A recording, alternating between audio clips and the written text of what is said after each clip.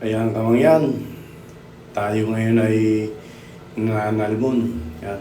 Ito yung una sana nating huli na naputol yung line at mahina yung ating nylon na gamit.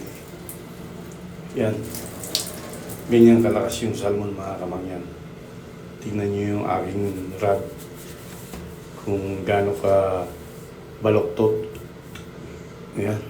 Nilusong ko na para siguradong hindi makakatakas yung salmon. Yan. Wala tayong tsinelas dyan. Sobrang sakit tumapak sa mga batuhan, mga kamangyan. Ayan. Tingnan nyo kung gaano makipaglaban sa salmon.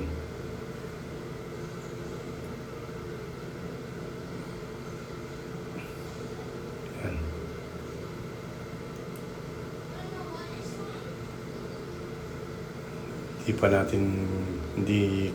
Hindi kasi natin pwedeng biglang hilahin, mga kamangyan, at siguradong masisira yung ating line or mapuputol yung ating fishing rod.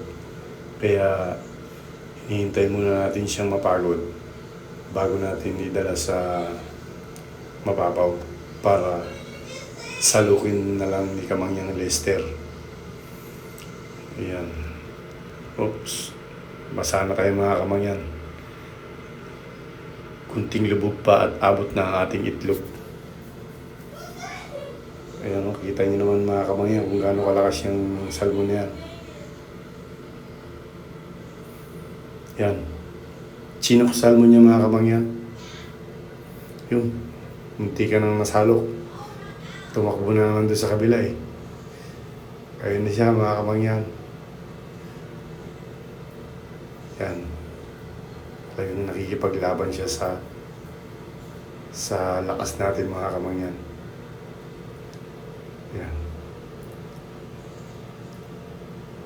Sobrang laki kasi niyan, mga kamangyan. Siguro mga 15 kilos. Sorry, mga kamangyan. Naputol yung linya natin.